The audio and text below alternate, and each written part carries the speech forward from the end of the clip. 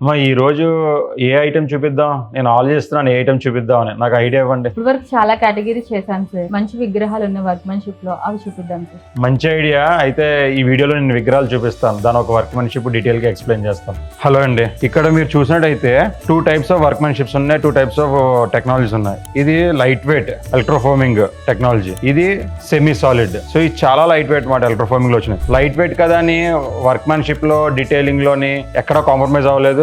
మీకు చూసినట్టయితే చాలా స్పష్టంగా ఉంటాయన్నమాట. మీరు సరిగ్గా చూస్తే ఇక్కడ 2 విఘ్నేశ్వర్లు, సాయిబాబాది, కృష్ణుడిది ఉంది. ఈ కృష్ణుడిది సైజ్ చూడండి, చాలా పెద్దది.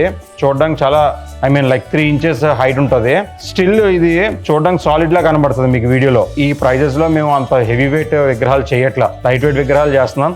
ఇది 14 గ్రామ్స్. సో మీకు చూడడానికి మాత్రం మీకు ఒక 50 గ్రామ్స్ 60 గ్రామ్స్ ఉంటుందేమో అనిపిస్తుంది బయట. అలాగని డీటెయిలింగ్ ఎక్కడ తగ్గుతుందంటే మీకు బ్యాక్ సైడ్ వర్క్ ఉంటుంది ఈ విగ్రహానికి, ఫ్రంట్ సైడ్ కూడా వర్క్ ఉంటుంది. అదే దీని పక్కన మీరు చూసినట్టయితే లక్ష్మీదేవిది అండి.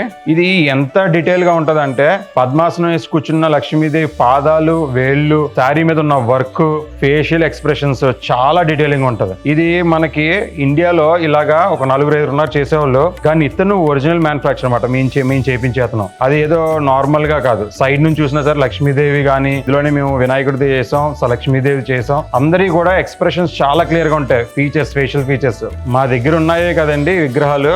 మీకు ఏ దేవుడిది కావాలన్నా సరే మనం చేసిస్తాము. మీరు అనుకున్న బడ్జెట్ లో మేము ఏదైతే చూపించామో, ఏదైతే చెప్తున్నాం, అదే టెక్నాలజీలో, అదే వర్క్మెన్షిప్ లో మేము మీకు చేసిస్తాం. Thank you so much.